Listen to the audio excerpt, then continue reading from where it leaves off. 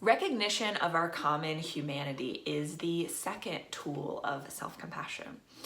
So recognizing that we are not alone and that no one is perfect, and that so many of us suffer from feelings of being inadequate, feelings of being a fraud or a phony. We're not alone in those feelings. Another book that was really helpful and really instrumental in my own healing journey during the time that everything fell apart is this book. It's called When Things Fall Apart. So this book is written by Pema Chodron, who is an American Buddhist nun. And this book was recommended to me on either my first or second appointment with my current therapist. And it felt like my life was falling apart, and this book, When Things Fall Apart, was really helpful because, so Pema is a Buddhist nun, so this book is very informed by Buddhism and Buddhist practices. And there was a specific part of it where she talks about a practice called Tonglen. So Tonglen is a meditation for sending and receiving compassion. And the thing about Tonglen that is different is, instead of focusing on self-compassion, in Tonglen we actually focus on compassion towards others and healing the pain and suffering of other people. So when I was first starting on this self-compassion journey, it was really hard for me to really practice self-compassion because I had always been so hard on myself. I understood on like an intellectual level the value of self-compassion, but to actually put it into practice was really hard for me. But when I discovered this idea of Tonglen, it was easier because it flipped it on its head. I didn't have to think as much about how to heal myself. Instead, I could think about healing other people.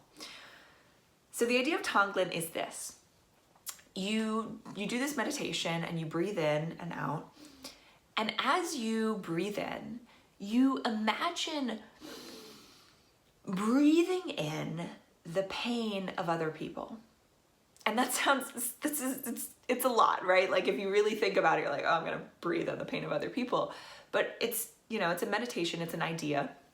So you think about all of the other people, either specific other people that you know, or you think about like everybody in the world that's dealing with the same thing as you. So if you are feeling judgment, like if you're feeling like you're judged by other people in your life, judged for who you are, judged for something about yourself, instead of focusing on your own feelings of judgment, you think about the common humanity of that. You think about all of the other people who are experiencing that same sort of thing. And so as you breathe in,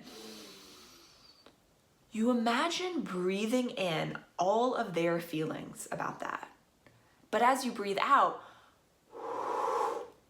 you imagine sending out waves of healing and light and joy to those people.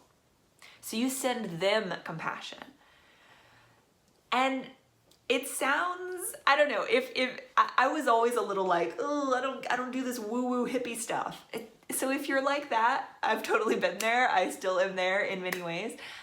But if you really just like practice it and just try to go with this idea of Tonglen and this idea of breathing in the pain, the specific type of pain of somebody else, and then breathing out healing and relief and compassion to them, it's amazing what that practice can do for you. I found it really powerful myself. Another book, which I came to more recently, that was really helpful for me around this idea of identifying and understanding our common humanity and how trying to be more communicative and compassionate towards other people also helps us be more better at communicating with ourselves and more compassionate with ourselves. So another book is called Nonviolent Communication. It's by Marshall Rosenberg, who started working in this practice in the 1960s. He's passed away, but there is a whole international organization that still uses the tools that he created around nonviolent communication. And I highly recommend you check it out. It's really transformative, but it's really about identifying, observing and identifying our underlying unmet needs and then how can we communicate those needs to other people, or how can we help other people communicate those needs to us. And it's really about understanding needs, observing needs, and trying to communicate that and help ourselves or help other people have those needs met. Because we are all human, we all have certain needs, and some of those needs are things like oxygen and food and water, and some of those needs are things like the need for physical touch, the need for belonging.